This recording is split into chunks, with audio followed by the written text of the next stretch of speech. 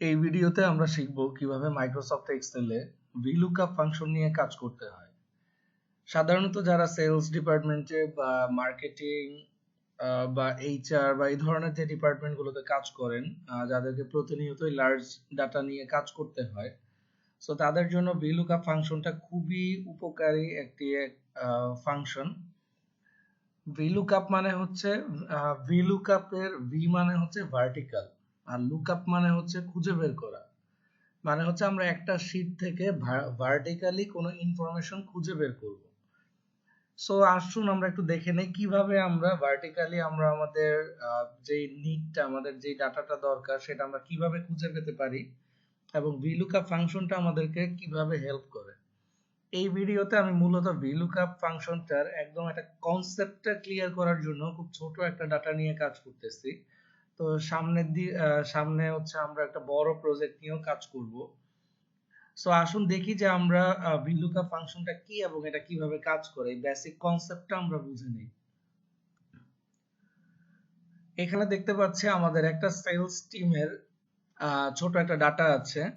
একটা ফার্স্ট কলামে আছে সেলস পারসন নেম, মানে আমাদের এই টিমে কোন কোন পারসন কাজ করে তাদের নাম আছে, তাদের এমপ্লয়ি আইডি আছে। এমপ্লয়ি আইডিটা সাধারণত ইউনিক হয়, প্রত্যেকের জন্য একটা করে আইডি, মানে কারো আইডির সাথে কারো আইডি মিলবে না। সেল ফোন আছে, আমাদের কোন এমপ্লয়ি সে কোন ব্র্যান্ডের, সে কোন মডেলের ফোনগুলো সে বিক্রি করতেছে। আমাদের এখানে শীটটা দেখলে একটু বুঝবেন যে আমাদের প্রত্যেকটা মডেল কিন্তু আলাদা। দ্যাট মিনস আমরা ইন্ডিভিজুয়াল প্রতিটা সেলস পারসনকে একটা করে মোবাইলে মডেল নির্দিষ্ট করে দিয়েছি যে ও এই মডেলটার ফোনই সেল করবে। কোন মডেলের ফোনের ইউনিট প্রাইস কত, সে কত ইউনিট বিক্রি করেছে, কত টাকায় বিক্রি করেছে, আর এখানে কোন কন্ডিশনের সাথে সে কত পার্সেন্ট ডিসকাউন্ট দিচ্ছে, এটা এখানে আছে। এখন আমি দেখতে চাচ্ছি যে আমার একজন সেলস পারসন, নাম হচ্ছে SM সারোয়ার হোসেন, সে কোন মডেলের ফোন বিক্রি করতেছে এবং কত টাকা করে সে টোটাল কত ইউনিট, কত অ্যামাউন্ট সে বিক্রি করেছে, এটা আমি দেখতে চাচ্ছি। এখন আমি সারোয়ারকে যদি খুঁজে পেতে চাই তো আমার কি করতে হবে, এই শীটে হচ্ছে একটা একটা করে ধরে এখানে খুঁজতে হবে। দেখেন আমি 13 নম্বর রোতে এসে পাচ্ছি SM সারোয়ার হোসেন। ও মোটরোলা 4620 মডেলের ফোনটা বিক্রি করতেছে, 24,350 ইউনিট বিক্রি করেছে এবং টোটাল অ্যামাউন্টটা দেয়া আছে।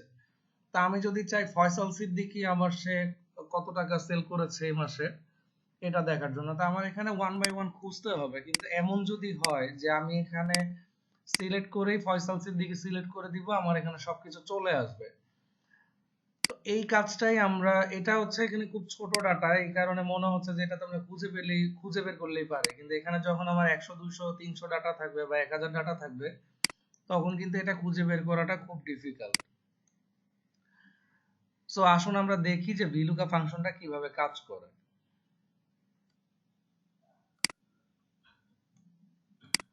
সো আমরা চাচ্ছি আমাদের এই সেলস পারসনের এখানে আমরা সেলস পারসনটার নাম সিলেক্ট করে দিব। এখানে তার automatically employee ID, unit price, sold unit, total amount সবকিছু চলে আসবে।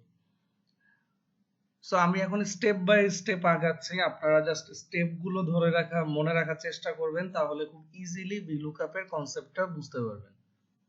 তো ফার্স্ট অফ অল আমি হচ্ছে সেলস পারসন এর এখানে কাজ করি। আমি চাচ্ছি এখানে আমার এমপ্লয়ীদের এই টোটাল নেমের লিস্টটা এই জায়গায় চলে আসবে। আমি জাস্ট ড্রপ ডাউনে ক্লিক করব, এখানে পুরো লিস্টটা চলে আসবে, আমি ক্লিক করব। তো আমরা জানি কি ড্রপ ডাউন বানানোর জন্য হচ্ছে ডাটা ভ্যালিডেশন ইউজ করতে হয়।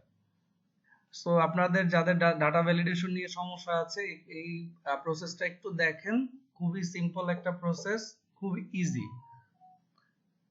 সো আমি হচ্ছে ফার্স্টে উপরের এই রিবন থেকে চলে যাব ডাটা মেনুতে। এই ডাটা মেনুর এখানে দেখেন ডাটা টুলস একটা সেগমেন্ট আছে। এখানে টেক্সট টু কলামের পাশে এই নিচের যে আইকনটা, এটাই হচ্ছে ডাটা ভ্যালিডেশন। আমি যখন মাউসের কার্সার নিলাম এখানে দেখেন ডাটা ভ্যালিডেশন লেখা আসছে। তো ডাটা ভ্যালিডেশন আমি ক্লিক করলাম। তা আমি যেটা এখানে সিলেক্ট করতে হবে সেটিংস থেকে লিস্ট, লিস্টের পরে এখানে আমি সোর্সটা সিলেক্ট করে দিব। তা আমি আমার এই নামের যে লিস্টটা আছে এই লিস্টটা পুরোটা আমি সোর্সটা আমি সিলেক্ট করে দিলাম। দেখেন আমাকে সোর্সটা সিলেক্ট করা হয়েছে, আমি এখন ওকে দেই।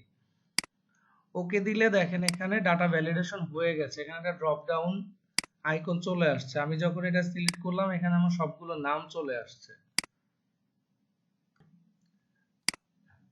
তা আমি চাচ্ছি এখানে নামগুলো সিলেক্ট করব, করার সাথে সাথে সবকিছু চলে আসছে। এখন আমাকে করতে হবে ভিলুকআপ।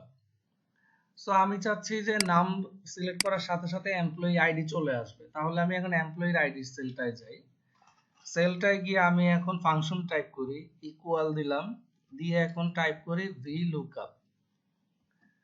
ভিলুকআপ টাইপ করার পর এখন দেখেন এখানে দেখাচ্ছে লুকআপ ভ্যালু, মানে আমি হচ্ছে কোন ভ্যালুটা সার্চ করতে চাচ্ছি।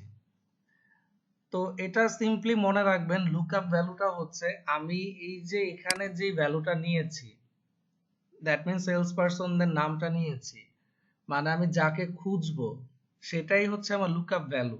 তা আমি খুঁজবো কাকে? আমি হচ্ছে আমার এমডি ইরফান সুলতান, আমি তার ভ্যালুগুলো খুঁজবো। সো আমাকে লুকআপ ভ্যালুটা সিলেক্ট করে দিতে হবে।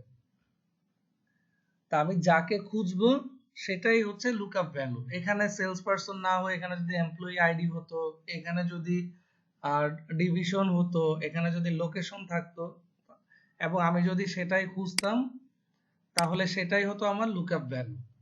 তো আমি লুকআপ ভ্যালুটা সিলেক্ট করেছি, এখন আমি কমা দেই। এখন আসতেছে দেখেন টেবিল অ্যারে। তো আমি যে এই ভ্যালুটা খুঁজবো, সেলস পারসনদের নামের নামগুলো যে আমি খুঁজবো, এই ভ্যালুটা আছে কোথায়? এই ভ্যালুগুলো কিন্তু আছে আমার এই পুরা টেবিলটাতে। এই যে পুরা টেবিলটা, আমি যে পুরা টেবিলটা সিলেক্ট করলাম, এটাই হচ্ছে টেবিল অ্যারে। টেবিল অ্যারেটা আমি সিলেক্ট করে দিলাম। টেবিল অ্যারেটা নেয়ার পর আমি এখন কমা দিলাম। কমা দেওয়ার পরে দেখেন আছে column index number. Column index number বলতে এই যে আমার সেলস পারসনদের নামটা আমি খুঁজতেছি, নামটা যে আমি খুঁজতেছি এই নামটা আছে কোথায়? এখানে এখানে আছে হচ্ছে 1 নাম্বার কলামে। এখন আমি তো নামটা খুঁজতেছি, নামের আন্ডারে আমি এখন কি খুঁজবো? আমি এখন কোন সেলে ফর্মুলা লিখতেছি, ফাংশন লিখতেছি? ফর্মুলা লিখতেছি আমি এমপ্লয়ি আইডিতে। দ্যাট মিন্স আমি নামের আন্ডারে তার এমপ্লয়ি আইডিটা খুঁজবো। এখন এই যে কলাম ইন্ডেক্স নাম্বার, তার এই এমপ্লয়ি আইডিটা কত নাম্বার কলামে আছে এইটা আমাদেরকে এখন হিসাব করতে হবে। কোথায় হিসাব করব? এটা আমরা আবার টেবিল অ্যারেতে চলে আসলাম, আমাদের পুরো টেবিলটা সিলেক্ট করা। আমাদেরকে এখন দেখতে হবে এখানে পুরো টেবিলে কলাম ইন্ডেক্স নাম্বার কত নাম্বার কলামে আছে, সরি এমপ্লয়ি আইডিটা কত নাম্বার কলামে আছে। এখন আমি যদি দেখি ফার্স্ট কলামে আছে সেলস পারসন, সেকেন্ড কলামে আছে এমপ্লয়ি আইডি। তাহলে যেহেতু সেকেন্ড কলামে আছে আমি সিম্পলি 2 লিখে দিব, 2 নাম্বার কলামে আছে, কমা। এখন আসছে দেখেন রেঞ্জ লুকআপ। রেঞ্জ এখানে দুইটা অপশন আছে, এটা true, approximate match. Approximate match হচ্ছে গিয়ে আমি যদি অ্যাপ্রক্সিমেট ম্যাচ দেই তাহলে ধরেন আমি যেই ভ্যালুটা সার্চ করতেছি এমপ্লয়ি আইডি, এটা 2 নাম্বার কলামে না, এটা 3 নাম্বার কলামে আছে। সেই তখন কি করবে? অ্যাপ্রক্সিমেটলি আশেপাশ থেকে একটা কলাম সে এখানে নিয়ে আসবে। কিন্তু আমি চাচ্ছি যে এক্সাক্ট ম্যাচ হইতে, যে এটা 2 নাম্বার কলামে আছে, 2 নাম্বার কলাম থেকেই আমার ডাটা আনবে। সো আমরা দিব হচ্ছে এ ফলস ম্যাচ, ফলস যেটা এক্সাক্ট ম্যাচ।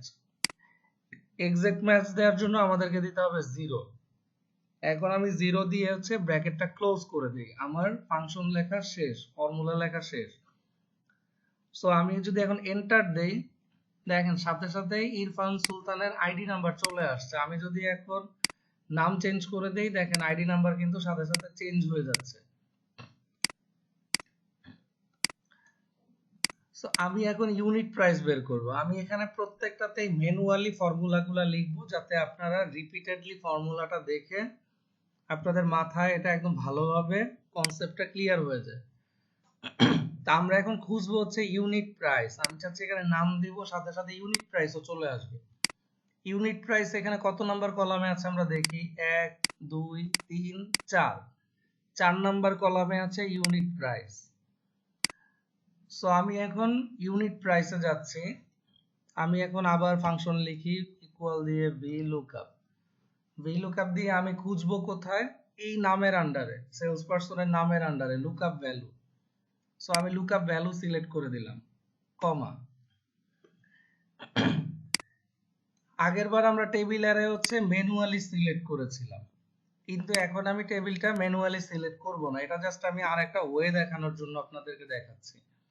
এখন আমি জাস্ট এখানে সিম্পলি নেম রেঞ্জ সিলেক্ট করে দিব, কারণ আমার এই টেবিলের একটা নেম সিলেক্ট করা আছে। নেমটা হচ্ছে ভি টেবিল, এটা হচ্ছে আমি নিজে দিয়ে রেখেছি, আপনি এখানে যে কোনো নাম ইউজ করতে পারেন। নেম রেঞ্জ নিয়ে যদি কারো কোনো সমস্যা থাকে, এটার আরেকটা ভিডিও আমার দেয়া আছে ডেসক্রিপশনে, আপনারা চাইলে সেটাও দেখে নিতে পারেন। খুবই ছোট্ট একটা ভিডিও, 2-3 মিনিটের। আশা করি এটা আপনাদের ক্লিয়ার হয়ে যাবে। তা আমি নেম রেঞ্জটা সিলেক্ট করে দিলাম, দ্যাট মিন্স আমি টেবিল অ্যারেটাই সিলেক্ট করেছি। তো আমরা দেখেছিলাম কি আমাদের ইউনিট প্রাইসটা কত নাম্বার কলামে আছে, 1 2 3 4 নাম্বার কলামে আছে। তাহলে আমি কলাম নাম্বারটা বসায় দেই 4।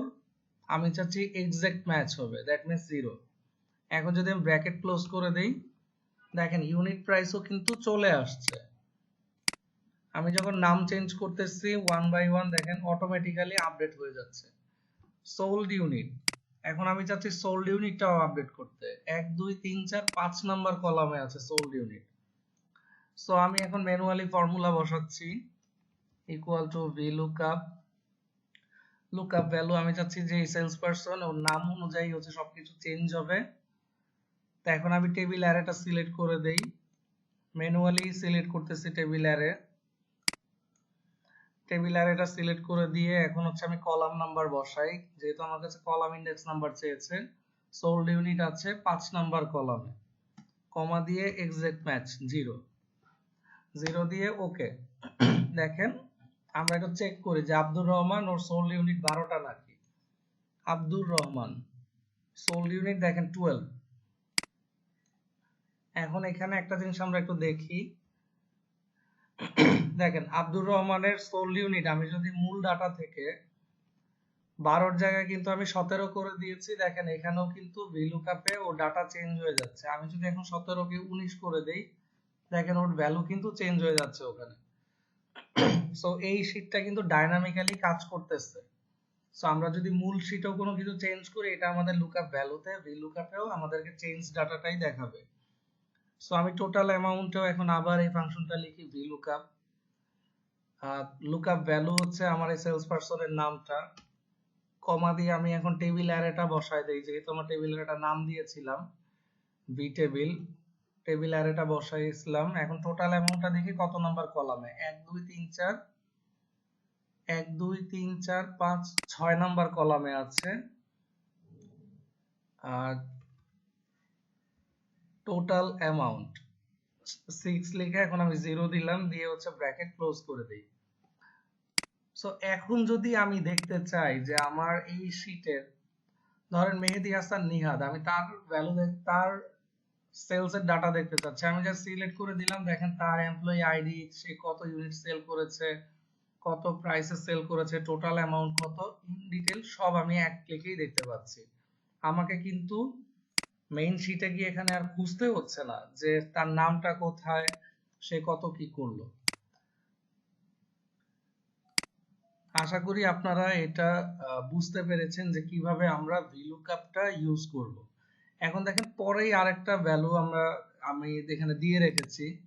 এখানে সেলস পারসন নেম আছে, আমি এখানে নামটা কিন্তু এই যে আগের মতোই ভ্যালিডেশন করে এখানে লিস্টটা ক্রিয়েট করে ফেলতে পারি। সেল ফোন, এখানে আমি এমপ্লয়ি আইডি না দিয়েছি, সেল ফোন।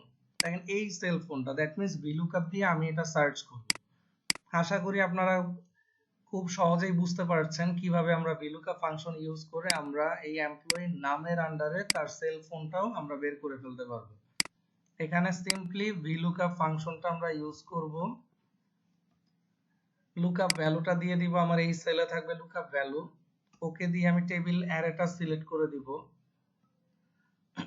টেবিল অ্যারেটা সিলেক্ট করার পর আমার সেল ফোনটা কত নাম্বার কলামে আছে, 3 নাম্বার কলামে।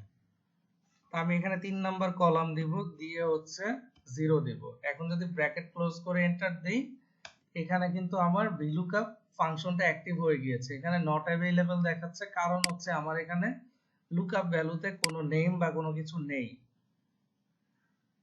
সো আমি যদি প্রথম নামটাই লিখি শারমিন আক্তার, এখানে যদি আমি এখন লিস্ট আকারে না লিখে ম্যানুয়ালি টাইপ করি শারমিন আক্তার, দেখেন শারমিন আক্তার উনি যেই মডেলের ফোনটা সেল করেন ভ্যালুটা চলে আসছে।